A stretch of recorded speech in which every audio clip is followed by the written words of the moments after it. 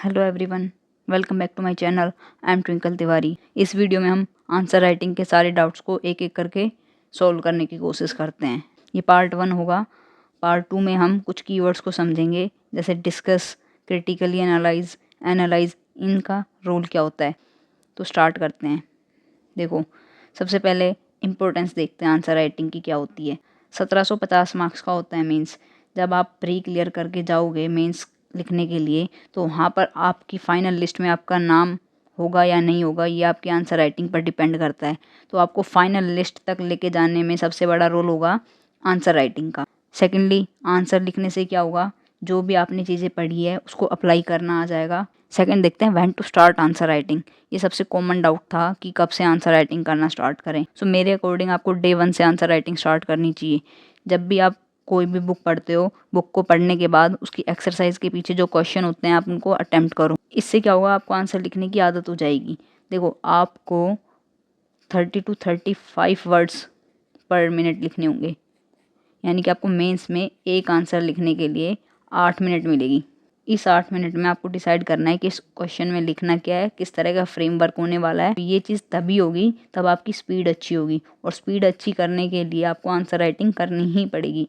इसका कोई और अल्टरनेटिव नहीं है। लैंग्वेज देखें तो आपकी लैंग्वेज क्लियर होनी चाहिए, बहुत ही प्रिसाइज होनी चाहिए। कोई आपको शो ऑफ नहीं करना है, बहुत सिंपल लैंग्वेज रखनी है। हम देखते हैं ना, हमारे प्राइम मिनिस्टर है मोदी जी, वो कॉम्प्लिकेटेड चीज़ों को भी बहुत आसानी से कह देते हैं, इसीलिए लोग उनसे जुड़ रहे हैं, क्योंकि उनको चीज़ें समझाना आता है आसान भाषा में। और हमें भी यही चाहिए कि हम आसान भाषा में अपनी बात कह सकें। जो भी इंसान आपकी कॉपी चेक कर रहा होगा वो 30-40 साल का तो इंसान होगा नहीं, 50+ होगा। तो उनको हमें ऐसी लैंग्वेज देनी है, उनको आपकी कॉपी चेक करने में कोई दिक्कत ना हो। तो उनको थोड़ी भी दिक्कत होगी ना आपकी कॉपी चेक करने में, तो आपको बहुत ज़्यादा दिक्कत हो जाएगी। वो ये नहीं देखेगा कि आपने कितने साल मेहनत की है, 7 साल, 8 साल, 10 साल। उसके लिए वो सिर्फ एक कॉपी है जिसको चेक करना है। सो हमारा कंटेंट रिच होना चाहिए और लैंग्वेज सिंपल होनी चाहिए। जैसी एनसीईआरटी में लिखी हुई होती है ना, लैंग्वेज बहुत सिंपल होती है, कोई भी इंसान समझ आता है, और एक फ्लो होता है। देखो, लैंग्वेज के चक्कर में कभी भी कंटेंट के साथ कॉम्प्रोमाइज़ नहीं करना है। ये नहीं है कि हमारी ट्रेंडिंग वोकैबुलरी चल रही है वो यूज़ करेंगे, ऐसा नहीं। देखो, अगर मैं एग्जामिनर हूँ और मेरे सामने ऐसे हैवी हैवी वर्ड आ रहे हैं, तो मुझे उससे फ़र्क नहीं पड़ेगा। मुझे फ़र्क पड़ेगा कि उस इंसान ने कंटेंट कैसा लिखा है। जो चीज़ क्वेश्चन में पूछी है, क्या वो चीज़ लिखी है या नहीं लिखी है। मेरे लिए चीज़ें वो ज़रूरी होंगी, ना कि आपकी लैंग्वेज। हैंड राइटिंग आपको कोई ऐसा नहीं है कि कोई कोर्स ख़रीदना है। अगर आपकी हैंड राइटिंग अच्छी नहीं है तो बस थोड़ा सा ये करना है कि जो भी आप लिख रहे हो वो सामने वाला समझ सके, पढ़ सके कि क्या लिखा हुआ है। जैसे मेरी राइटिंग कुछ अच्छी नहीं है, कोई ख़ास नहीं है, लेकिन फिर भी समझ आ रहा है कि ये हैंड राइटिंग लिखा हुआ है, ये मिनट लिखी हुई है, ये अंडरलाइनिंग लिखा हुआ है, ये मोर लिखा हुआ है, ये डबल लिखा हुआ है। बस समझ में आना चाहिए कि क्या लिखा हुआ है। कोई ये नहीं है कि आपको कैलीग्राफी करनी है वहाँ पे जाके, ऐसा कुछ नहीं है। हैंड राइटिंग की प्रैक्टिस हो जाएगी। जब भी आप पढ़ रहे हो तो उसको लिख लिख कर पढ़ो। आंसर राइटिंग कर रहे हो तो थोड़ा सा ध्यान रखना है कि ऐसा लिखूं कि वो पढ़ने में आ जाए। नेक्स्ट, ये डाउट होता है कि पैराग्राफ में लिखें हम या बुलेट पॉइंट में लिखें। सिंपल बात है, यूपीएससी ने अभी तक कोई सैम्पल पेपर रिलीज़ नहीं किया है, तो हम ये नहीं कह सकते कि आप पैराग्राफ लिख के आओगे तो ही आपको मार्क्स मिलेंगे, या आप बुलेट पॉइंट लिख के आओगे तो ही आपको मार्क्स मिलेंगे। 20 क्वेश्चन होंगे तो ऐसा नहीं कि 20 के 20 क्वेश्चन में आप बुलेट पॉइंट में लिख के आ रहे हो, या 20 के 20 क्वेश्चन में आप पैराग्राफ लिख के आ रहे हो, ऐसा नहीं है। हमें दोनों का ब्लेंड चाहिए। कुछ क्वेश्चन में हम पैराग्राफ की तरफ जाएंगे और कुछ में बुलेट पॉइंट्स में लिख के आएंगे। देखो, जैसे ये देखते हैं पैराग्राफ, इन्होंने यहाँ से स्टार्ट किया और सीधा यहाँ पर रुक गए। इसके बीच में इन्होंने कहीं पर भी पोज नहीं दिया है। तो जो भी इंसान पढ़ रहा होगा तो उसके लिए मोनोटोनस हो जाएगा, उसको ये नहीं पता मुझे कहाँ रुकना है। इन्होंने क्या लिखा हुआ है, the coming of railway in 1853 mark a revolutionary change in the socio economic history of India. The railway was build specifically to serve the colonial interest which was to increase their profit at the hands of the colonized. The railway system was designed in a way to connect the port town to industrial market. मैंने जब इसको पढ़ा है यहाँ से यहाँ तक तो मेरे को सांस लेने का भी टाइम नहीं मिला। तो ऐसा नहीं होना चाहिए कि आप कोई स्पेसिंग नहीं कर रहे हो। जब भी आप पैराग्राफ लिख रहे हो तो आपको ध्यान रखना है कि आप प्रॉपर स्पेसिंग करो।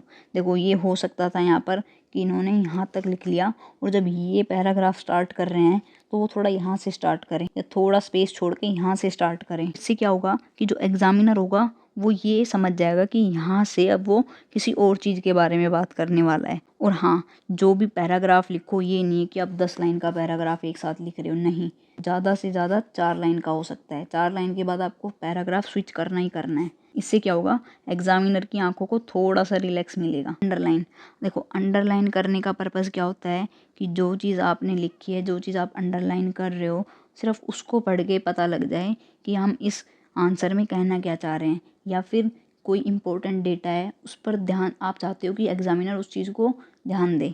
ऐसा नहीं होना चाहिए कि हर लाइन में 2-2 3-3 4-4 वर्ड को अंडरलाइन कर रहे हैं। नेक्स्ट डायग्राम देखते हैं।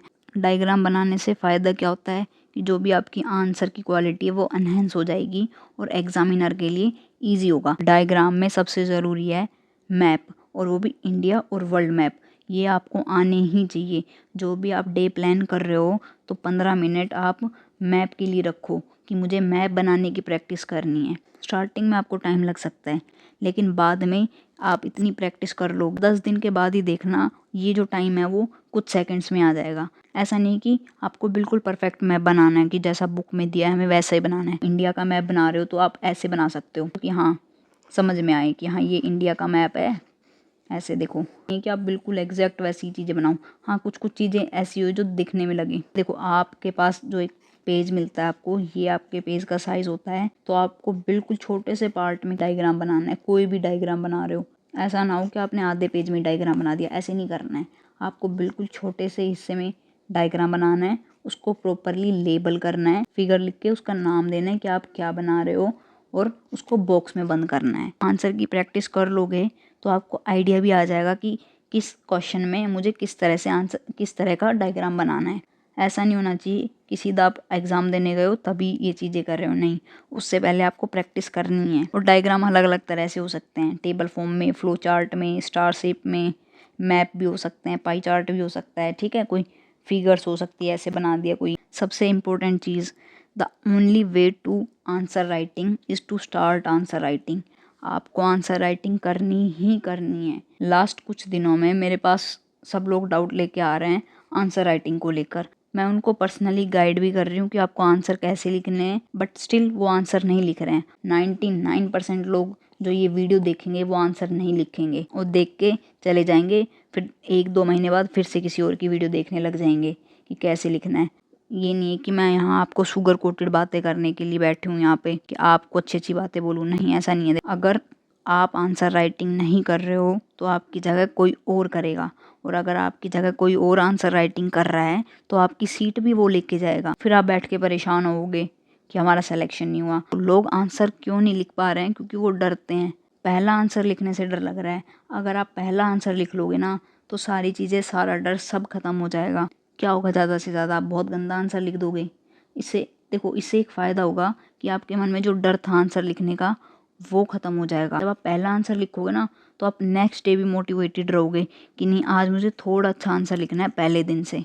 मैं आपके लिए इतना कर सकती हूँ कि जो आप आंसर लिख रहे हो आप वो मेरे टेलीग्राम चैनल पर जाकर शेयर कर लो। मैं उसको खुद चेक करके आपको बताऊंगी कि आपने कहाँ गलती करी है, कहाँ आपको इम्प्रूव करने की ज़रूरत है, क्या चीज़ आपने अच्छी लिखी है, ठीक है। लेकिन आंसर आपको लिखना पड़ेगा। हमारा जो भी आंसर होगा उसके 3 पार्ट होंगे, इंट्रो, बॉडी, कंक्लूजन। टॉपर की कॉपी से देखते हैं। ये देखो, ये AIR 1 की कॉपी है। इनकी राइटिंग देखो, समझ में आ रही है, ये ज़रूरी है बस। और ये AIR 1 की कॉपी है, तो आपके माइंड में ये डर नहीं होना चाहिए कि मेरी राइटिंग गंदी है। बस जो लिखा है वो पढ़ने में आना चाहिए। इस क्वेश्चन को देखते हैं। Discuss why Bay of Bengal is more prone to cyclone than the Arabian Sea. Also explain the reason for the decrease in frequency of tropical cyclone during the south west monsoon season. इस question में 2 part हैं।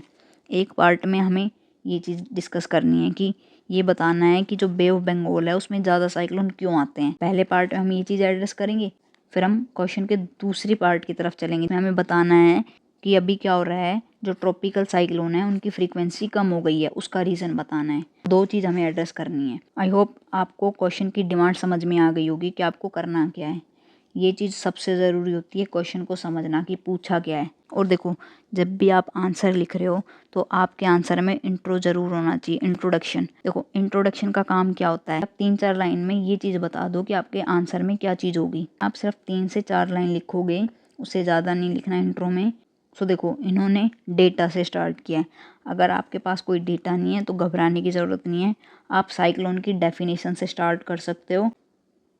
तो इन्होंने data से start किया है। In the past 120 years only 14% cyclone have originated in the Arabian Sea and rest in Bay of Bengal. इन्होंने data के थ्रू बता दिया। अब वो सीधा कहाँ पर आ गए, रीज़न पे। कौन से रीज़न पे, ये वाले पार्ट में। जो पहला पार्ट हमें डिस्कस करना था ना कि बे ऑफ बंगाल में ज़्यादा साइक्लोन क्यों आते हैं। ये देखो, फिगर भी बनाई हुई है, प्रॉपर लेबल किया हुआ है और बॉक्स में बंद किया हुआ है। देखो, जो ये इंडिया की जो ये कोस्ट लाइन है ना, ये परफेक्ट नहीं है। हाँ, बट समझ में आ रहा है कि ये इंडिया की कोस्ट लाइन की बात हो रही है।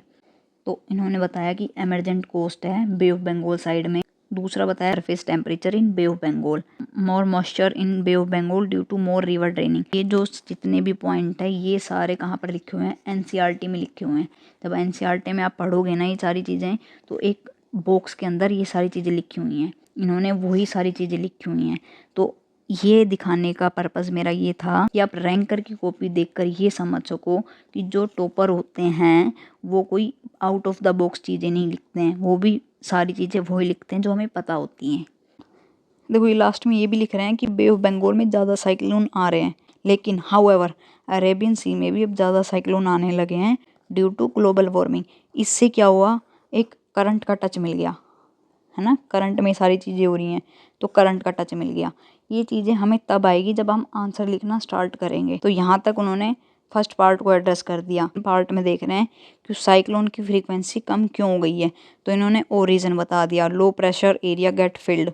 देखो, क्या होता है, साइक्लोन बनने के लिए हमें लो प्रेशर चाहिए होता है। अभी क्या हो रहा है, ये जो लो प्रेशर है ये फिल हो जा रहा है, लो प्रेशर बन नहीं पा रहा है, इसलिए साइक्लोन कम हो रहे हैं। ये देखो, वर्टिकल विंड शेयर इंक्रीज, जो वर्टिकल विंड शेयर है वो इंक्रीज हो गया है। ज़्यादा वर्टिकल मूवमेंट होगा विंड्स का, वो साइक्लोन को डिसिपिएट कर देगा, कम कर देगा। स्टर्ली jet stream not so strong. ये भी जो जितने भी रीज़न हैं ये सारे भी हम एनसीईआरटी में पढ़े हुए हैं। कोई भी ऐसी हाई फाई चीज़ नहीं लिखी हुई है, बहुत नॉर्मल चीज़ें लिखी हुई हैं।